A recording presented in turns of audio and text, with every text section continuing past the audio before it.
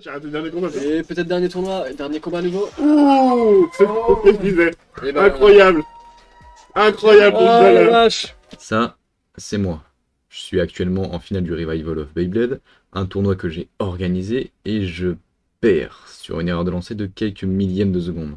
Il y a clairement de quoi rager, mais laissez-moi vous raconter comment cette défaite est littéralement devenue un des meilleurs moments que j'ai jamais vécu.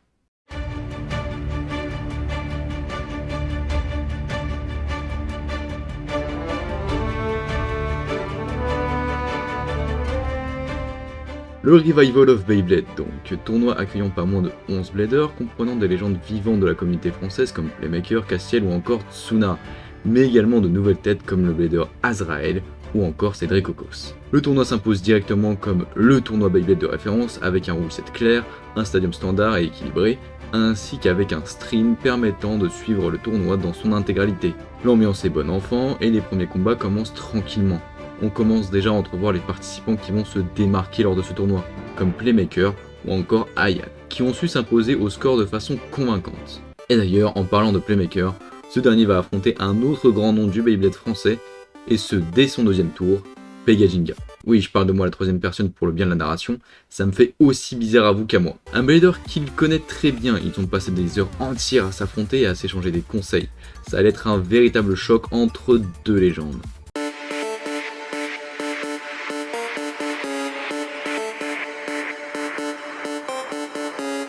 Pegajinka contre Playmaker. La tension est palpable, autant du côté des bladers que du public. L'intensité n'est plus tenable et se lance le premier match, Dynamite Ragnarok contre Master Bahamut. C'est parti. Et le Voilà, combat débute, ça tout enchaîne. simplement. Du coup, Est-ce que Master est en rotation gauche ou il me semble qu'il est en rotation gauche. Combat sur le spin steel, à voir comment la dynamite de Ragnarok. Tu peux voir qu'elle commence à prendre l'ascendant. Ouais, là, la forme. Ouais, c'est là. Les rotations sont inversées, Dynamite Ragnarok prend donc un premier point tranquillement sur un arrêt de rotation. Même chose pour le combat numéro 2, mais avec une situation inversée. Cette fois, c'est la World Achilles de Playmaker qui prend un pont à la Arc Bahamut de Pega. Arrivé au troisième combat, on commence à connaître la chanson et c'est reparti pour un combat en rotation inversée, World Spriggan contre Judgment Hydra. Mais même si Playmaker encaisse 2 points, il commence à entrevoir une faille.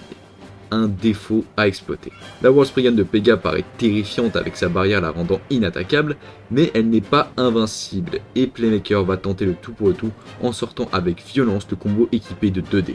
Pega prend un temps pour se remettre en question et change de combo. Playmaker voulait des chocs intenses et de l'offensive sans pareil, et autant dire qu'il allait être servi.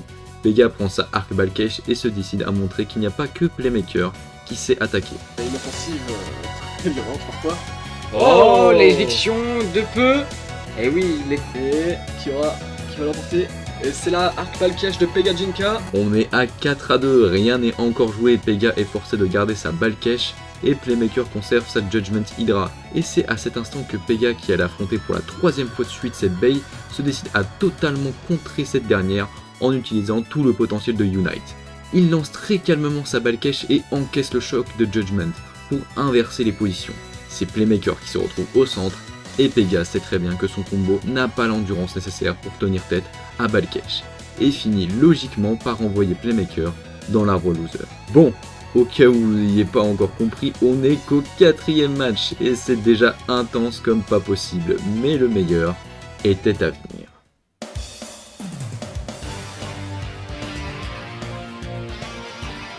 On arrive au match 5, et pour vous donner une idée, il y a eu 20 combats au total dans ce tournoi. On est donc clairement encore loin des phases finales.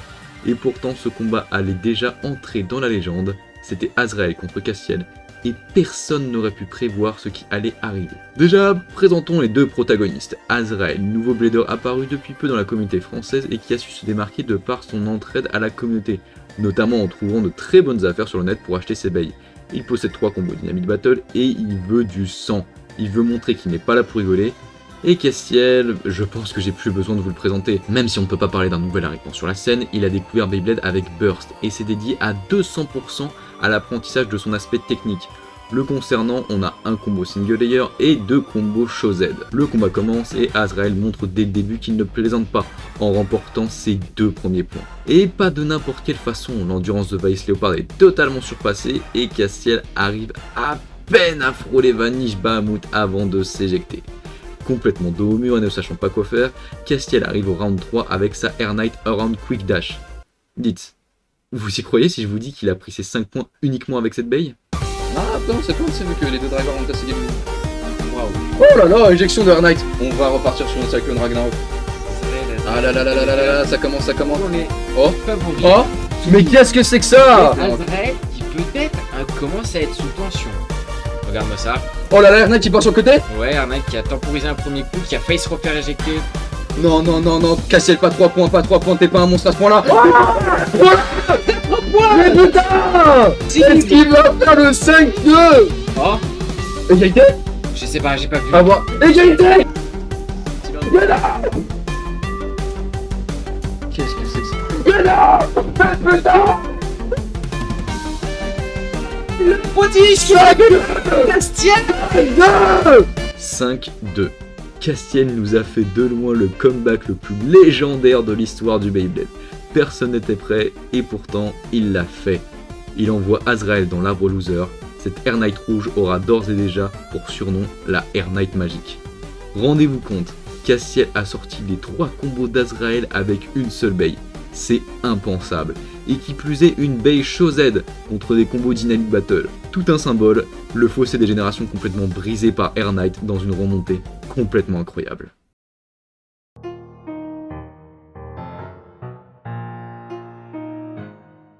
Bon.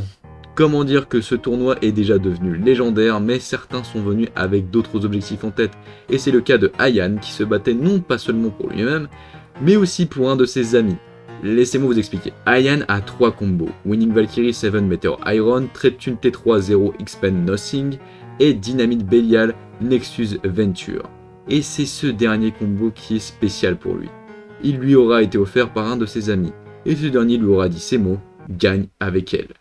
Il n'en fallait pas plus à Ayan pour qu'il se donne à fond lors de ce tournoi et qu'il montre de quoi il est capable en battant à la suite Cédric et Soka. Et d'ailleurs, en parlant de Soka, il est temps d'aller voir ce qu'il se trame dans l'arbre loser.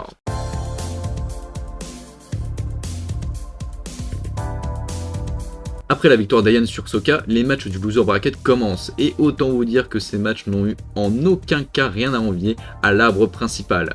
Avec Azrael qui sort Tsuna sur un 5-0 pour montrer qu'il ne rigole pas du tout. Juste après, Playmaker affronte Cédric dans un certain set qui restera dans les annales. Arrive ensuite le 10e match du tournoi, on arrive à la moitié de ce dernier et Soka ne se laisse pas abattre et va nous offrir du beau jeu en affrontant d'abord Sasa dans un combat plein de rebondissements, puis en remportant une victoire impériale face à Naoko après avoir laissé Playmaker vaincre Azrael. Mine de rien, après tous ces combats, se lance le 13e combat du tour 3. Et c'est Pegajinka et Castiel qui vont ouvrir le bal avec un combat particulier.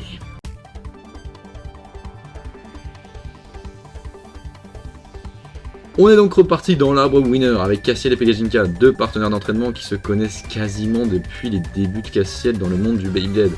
Pega le connaît donc très bien et il ne va pas se faire prier pour montrer à quel point il connaît le mental de son ami. Résumons, on est au 3e tour du Revival of Beyblade. Les tours se resserrent, tous les concurrents connaissent les combos de chacun et savent comment réagir face à eux.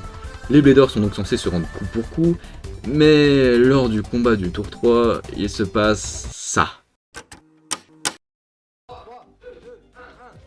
Ouais, j'ai pas eu le temps. Ouh, de grande attaque de la part de Ragnarok. Et... Ah, sorti. Et la bonne résistance de Bahamut fait que... Ah, ça va se taper sur ton Edovich. On a les deux bails ne lâchent pas. Mais Demi-match de merde.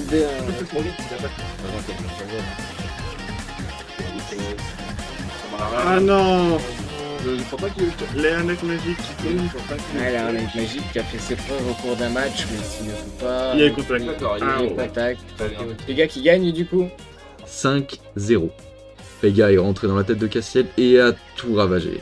C'était net et sans bavure. Mais Castiel ne se laisse pas faire et sort Soka du tournoi pour affronter Ayan en demi-finale. Ayan qui avait juste avant battu Playmaker sur le fil dans un match d'anthologie.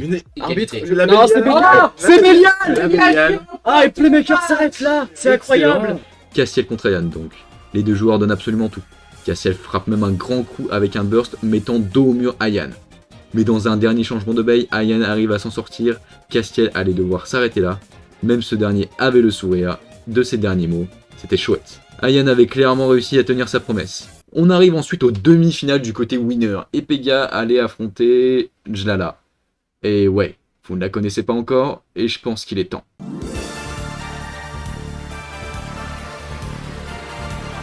Alors, petit point avant de parler de son parcours lors de ce tournoi, Jlala, qui était venu avec Azrael, en était à son tout premier tournoi, et a clairement montré qu'elle n'était pas là par hasard.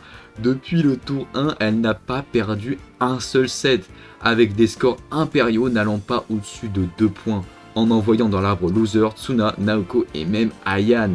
Avec de tels résultats pour son tout premier tournoi, sa réputation n'était clairement plus à faire. Mais croyez-le ou non, c'était loin d'être terminé. Demi-finale contre Pega Jinka, ce dernier est clairement en confiance et veut continuer sa route jusqu'en demi-finale. D'autant plus qu'il s'était déjà entraîné avec Jlala avant le tournoi.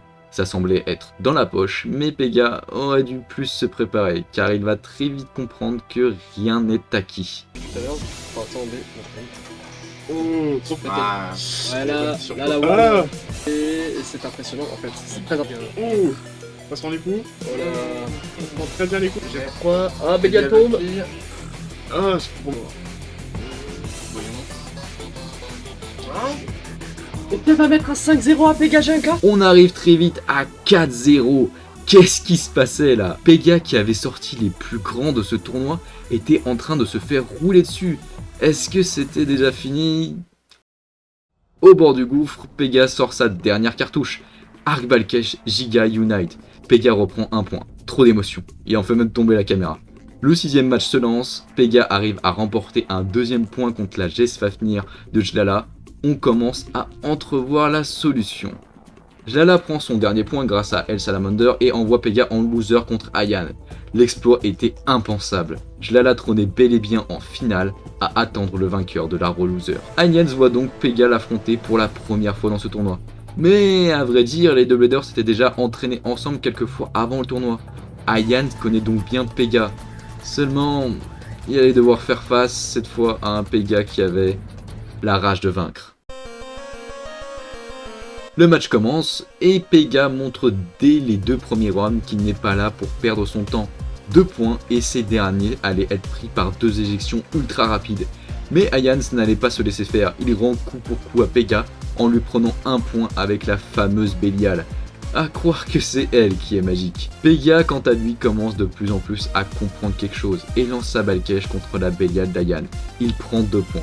Ayan n'abandonne pas sa belle fétiche et prend un 2ème point à Pega, ce qui vaut d'ailleurs de prendre une pause. Pega fait le point sur le match-up. Il lui reste encore 3 points à prendre, mais rien n'est joué. Tranquillement, il repense sa stratégie. Après une bonne minute de réflexion, Pega est prêt. Il sait ce qu'il a à faire, prendre ses 3 points et aller en finale. Et il le fait. Il n'y a aucune autre pièce qui permet ça. J'ai l'impression. Ah, oui. Quand ça touche trop, ça va être méga. Bélial, ouais. Si elle penche trop, le 2 tours. Vraiment, le 2D est quand même très très épais, ça m'étonnerait pas qu'il y ait sur le stadium. Chouette. Ok. Derrière. Non, toujours le même scénario où Bélial ne peut pas Oh atteindre. non.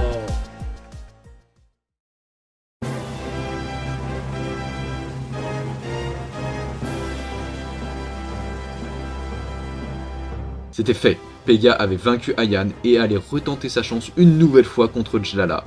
On y était. Après plus de 3h30 de tournoi et de batailles acharnées, les deux bladers allaient se confronter dans un face-à-face sans merci.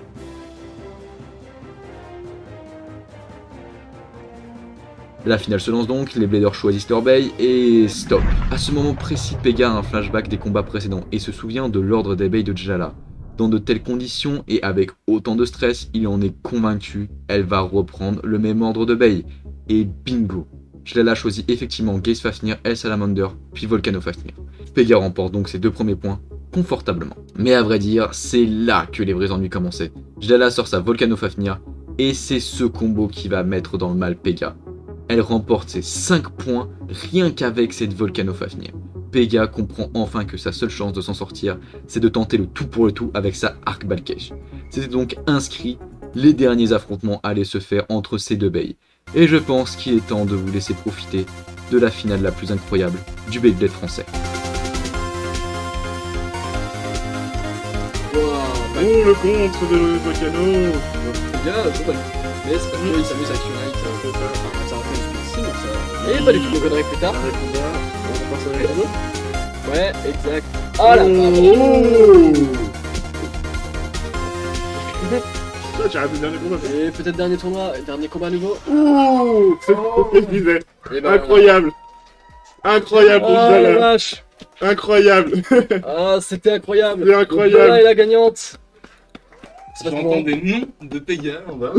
Je sais pas si vous C'était déplacez la c'était un caméra. combat qui était juste incroyable. Pourquoi il y a un casque? C'est bon, ça veut plus rien dire. Je suis encore plus encore pour Jella parce que vraiment, Ah la vache. elle y croyait pas au début. Elle avait vraiment des appréhensions. Ah, Et 2 victoires d'affilée contre Pega pour elle. du coup, c'est Jala qui remporte ce tournoi avec ses 3 combos que sont El Salamander, Will, Zephyr Dash, Volcano Fafnir ou Drift qui aura beaucoup brillé, et Geist Fafnir, Will, Reboot Dash. Et le gagnant Yo. Gagnante. de ce tournoi est Shlala.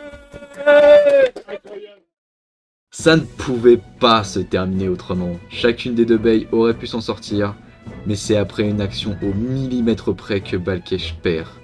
C'était incroyable et impensable, et pourtant, c'était bel et bien le dernier combat du Revival of Beyblade. Shlala remporte la victoire pour son tout premier tournoi. Pega perdait mais avait de très loin vécu le moment le plus grisant de toute sa carrière. Absolument tout était parfait, et les Bladers étaient aux anges. C'est ça le Beyblade. Des histoires incroyables grâce à un jeu magnifique. Ouais, non mais je pense que là, au classement, on peut dire que c'est la première Blader de France.